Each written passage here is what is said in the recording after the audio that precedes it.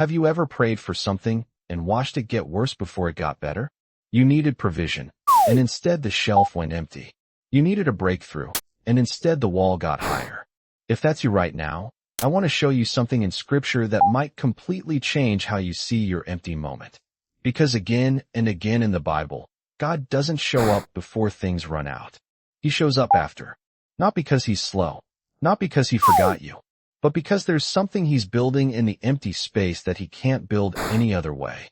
Today we're looking at why God lets you run out before he shows up, and what that empty moment is actually preparing you for.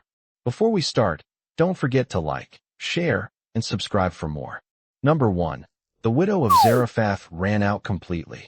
In 1 Kings 17, there's a widow during a devastating famine.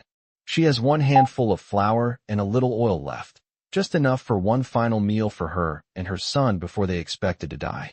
Then the prophet Elijah shows up and asks her to make him bread first, before herself. That request sounds unreasonable until you see what God says next. 1 Kings 17 verse 14.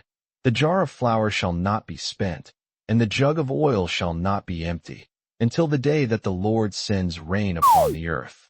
Notice the timing. God didn't refill her jar before she ran out. He sustained her after she had nothing left to give. The miracle didn't happen at abundance. It happened at empty. Number 2. The Israelites hit the sea before it opened. In Exodus 14, the Israelites are trapped. Pharaoh's army is behind them, and the Red Sea is in front of them. There's no path forward and no way back. This is about as out of options as a person can get. And what does God do? Exodus 14 verses 15 to 16 says God tells Moses to stretch out his hand over the sea, and the waters part. But notice the sequence. The sea didn't open while they still had options. It opened when they were completely cornered. Sometimes God lets the walls close in, not to destroy you, but because the miracle he has planned only makes sense once every other option has been removed. If the sea had opened early, they might have credited their own quick thinking. Instead, there was no explanation except God. Number 3. The wedding at Cana ran dry before Jesus acted. In John 2, a wedding celebration runs completely out of wine. In that culture, running out wasn't just embarrassing. It threatened to shame the entire family for years. Mary brings the problem to Jesus, and John 2 verse 3 tells us the wine had already run out before anyone asked for help. Jesus didn't prevent the shortage. He waited until it was undeniable. Then he filled 6 stone jars with water and turned it into the best wine of the celebration. Why let it run out first? Because a miracle in the middle of abundance barely gets noticed. A miracle in the middle of total lack gets remembered forever. If this is speaking to you right now, take a second to like this video and comment, "Lord, I trust you in the empty places." Number 4. The 5 loaves weren't enough until they were given. In Matthew 14, a massive crowd is hungry and there's almost nothing to feed them, just 5 loaves and 2 fish for thousands of people. The disciples immediately calculate the shortage. Matthew 14 verse 17 records them saying, "We have only 5 loaves here and 2 fish." Notice they didn't say it's not enough for them to add more. They said it's not enough, period. And that's exactly the position Jesus wanted them in. He took the little they had, thanked God for it, and multiplied it until everyone ate and there was food left over. The lesson isn't that 5 loaves were secretly sufficient all along. The lesson is that insufficiency in your hands becomes more than enough in God's. Number 5. Running out exposes what you were actually trusting. This part is uncomfortable but important.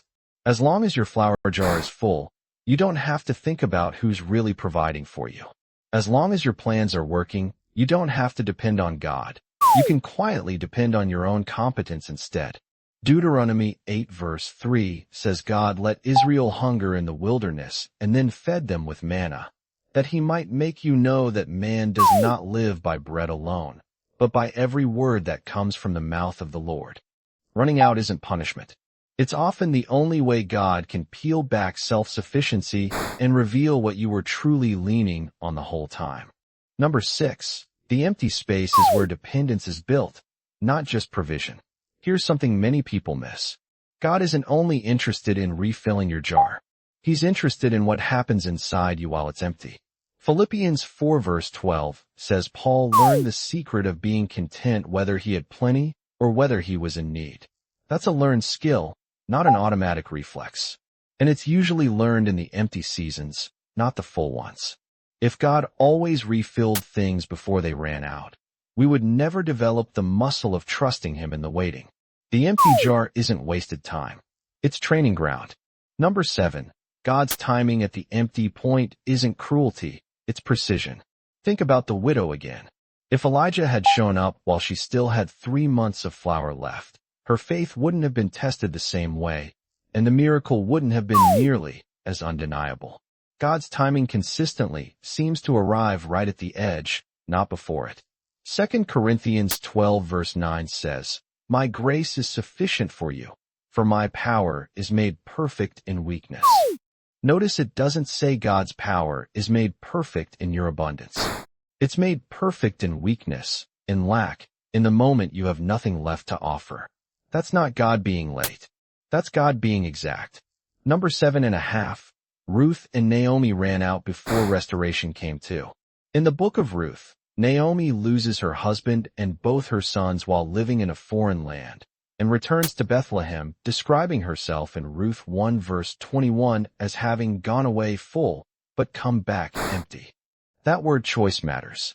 She named her lack honestly instead of pretending things were fine. And it's precisely in that emptied-out state that the story of Ruth and Boaz unfolds, ending with Naomi holding a grandson who would become part of the lineage of King David and ultimately of Jesus himself.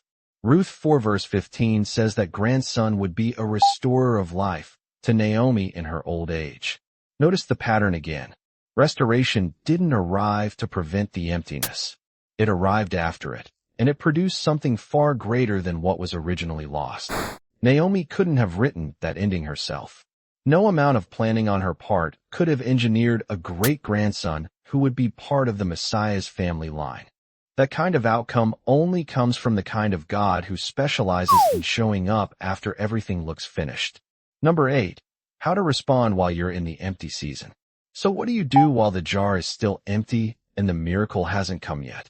First, keep obeying in small faithful steps, the way the widow made bread even before she saw the jar refill. Second, name what you're actually trusting and be honest if it's yourself more than God. Third, resist the urge to manufacture your own solution out of panic. Sometimes the empty space is meant to be sat in, not rushed out of. Fourth, remember specific stories like these when doubt creeps in. Scripture gives you evidence, not just encouragement. Fifth, thank God even for the little that's left, the way Jesus gave thanks over 5 loaves before the multiplication happened. Gratitude in lack often precedes multiplication. Number 8.5. Even Jesus experienced an empty moment before resurrection power was displayed. Think about the tomb. For 3 days, there was no visible movement, no sign of life, nothing but silence and stone. To anyone watching, it looked completely finished, completely empty of hope. And yet that apparent emptiness was the exact setting for the greatest reversal in history. Romans 1 verse 4 says Jesus was declared to be the Son of God in power through the resurrection from the dead. The power wasn't demonstrated by preventing the tomb. It was demonstrated by what happened after it. If God was willing to let his own Son's story pass through a sealed, silent, seemingly hopeless tomb before displaying the greatest miracle ever recorded, it shouldn't surprise us that our own smaller empty seasons often follow the same pattern. A period that looks finished right before it becomes the setting for something remarkable. If this message is encouraging you right now, comment below, "Lord, meet me at empty," and share this with someone who needs hope today. So if you're staring at an empty jar right now, a shortage, a closed door, a dry season that doesn't seem to be ending, you're not disqualified from the miracle.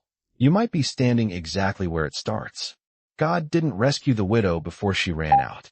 He didn't part the sea before Israel was cornered.